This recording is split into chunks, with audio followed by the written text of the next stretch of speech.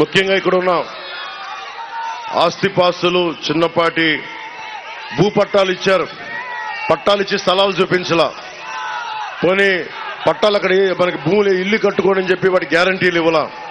ఈ రోజున జగన్ చేస్తుంది ల్యాండ్ టైటిలింగ్ యాక్ట్ అని పట్టుకొచ్చాడు. అది ల్యాండ్ టైటిలింగ్ యాక్ట్ కాదు, అది జగన్ ల్యాండ్ గ్రాబింగ్ యాక్ట్. అది ఇక్కడ భూమి ఉంది, ఇల్లు ఉన్నాయి, ఆ కనిపించే చిన్న గుడిసె ఉంది, ఆ మూలన చిన్న పెంకుటిల్లు ఉంది, 1 ఎకరం పొలం ఉంది, 1/2 ఎకరం ఆక్వా చెరువు ఉంది, 4 ఎకరాల కూర్చోబెట్టే సాగు భూమి ఉంది. ముందు ఏం చేశాడు? పాస్ పుస్తకాల మీద బొమ్మ వేశాడు. తర్వాత ఏం చేశాడు? సరిహద్దుల రాయి మీద తన ముఖం పెట్టుకుని సరిహద్దుల రాయి మీద తన ముఖం పెట్టుకున్నాడు. ఇప్పుడు ఏం చేస్తున్నాడు? రేపు పొద్దున ఆస్తి పత్రాలు ఇవ్వడంట, మన ముఖాన్ని ఒక జిరాక్స్ కాపీ కొడతాడంట.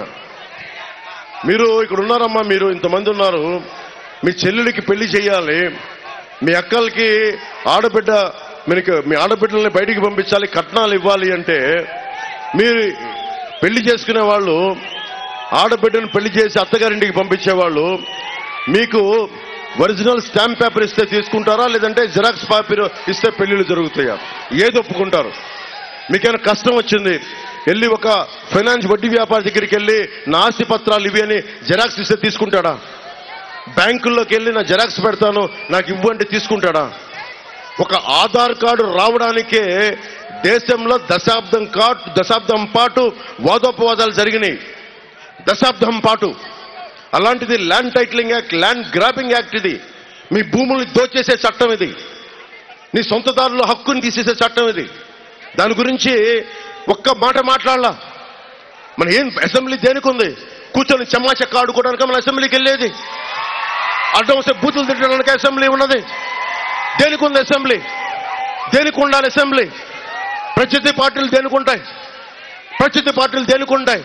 ప్రత్యర్థి పార్టీలు ఉన్నది ఒక చట్టం తీసుకొస్తున్నప్పుడు చట్టంలో తాలూకు లోపాలు, నష్టాలు, లాభాలు చర్చించడానికి.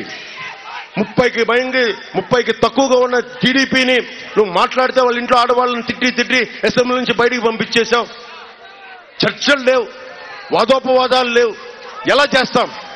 ప్రధానమంత్రి గారు కూడా ఫార్మర్స్ యాక్ట్ పట్టుకొస్తే, రైతు చట్టం పట్టుకొస్తే మంచి చట్టం అది. ఎక్కడున్నా సరే దేశంలో ఏ మూల రైతు ఉన్నా ఆ రైతు తన సంపదను ఎక్కడికైనా అమ్ముకోగలిగే చట్టం అది. కొంతమంది రైతాంగానికి నచ్చల, అందరూ వచ్చి రోడ్ల మీద ప్రొటెస్ట్ చేశారు. మోడీ గారు లాంటి బలమైన నాయకులు చట్టాన్ని వెనక్కి తీసుకున్నారు. వీళ్ళు మాట్లాడితే భారతీయ జనతా పార్టీ కేంద్రం పంపింది, వాళ్ళ చట్టాన్ని అమలు చేస్తున్నాం అన్నాడు. ఇక్కడున్న ఎమ్మెల్యేకి, వైసీపీ నాయకులకి, వైసీపీ పార్టీకి అడుగుతున్నాం, అది కేంద్రం ముసాయిదా పరిశీలించమనే పంపుతుంది, అమలు చేయమని పంపలా. దీంట్లో కష్టాలేంటి నష్టాలేంటి ఒకసారి ఆలోచించండి అంటే కూర్చోబెట్టి ముందుగా మీరు చెప్పండి. 50 ఎకరాలు వాళ్ళ ఎమ్మెల్యే కొడుకు దోచేశాడు. ఒరిజినల్ పత్రాలు పెట్టుకొని 50 ఎకరాలు దోచేశాడు, భయపెట్టి బద్దలు కొట్టేస్తామని. రేపు పొద్దున వాళ్ళ వచ్చి మీ ఆస్తి మాకు కావాలి అంటే ఏం కూర్చొని మనం అంటే వెళ్ళంటే మన ఆస్తి అంటే వెళ్ళి కొత్త చట్టం ప్రకారం మన దగ్గర ఉన్నటువంటి ఆస్తి గవర్నమెంట్ రెవెన్యూ ఆఫీసులో ఉంటుందంట. రెవెన్యూ ఆఫీసులో కూడా ఎంఆర్ఓ దాని గురించి పై అధికారం వాడి దగ్గర ఉంటుందంట. ఆ వ్యక్తి దగ్గర ఉంటే మనం వెళ్ళి ఆ ఆస్తి నాదని ప్రూవ్ చేసుకోవాలంట 90 రోజుల్లో. మళ్ళీ నాదని ప్రూవ్ చేసుకోకపోతే ఎవడో పట్టుకెళ్ళిపోతాడు. ఇక్కడుండే స్థానిక ఎమ్మెల్యే, దోలెక్కిన ఎమ్మెల్యే లాంటి ఎలా పట్టుకెళ్ళిపోతాడు. కోర్టులకు వెళ్ళడానికి లేదు. పోలీస్ స్టేషన్కి వెళ్తే కోర్టు రిజిస్టర్ చేసుకోవాలంట. పోలీస్ స్టేషన్కి వెళ్ళడానికి లేదు, కోర్టులకు వెళ్ళడానికి లేదు. కోర్టుకు వెళ్తే హైకోర్టుకి వెళ్ళాలంట. అరే 2 ఎకరాలు ఉన్న భూమి, ఎకరం ఉన్న భూమి, ఒక 100 గజాలున్న ఒక ఇల్లు ఓనరు హైకోర్టుకి వెళ్తాడు. మనకి కర్నూలులోనో లేదంటే అమరావతిలోనో హైకోర్టుకి వెళ్ళగలడా?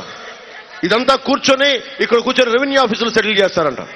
రెవెన్యూ ఆఫీసులో ప్రభుత్వం కదా ఉండేది. ప్రభుత్వం తాలూకు వ్యక్తులు కూర్చుంటే ఎంతసేపు మన ఆస్తులను కబ్జా పెట్టడానికి.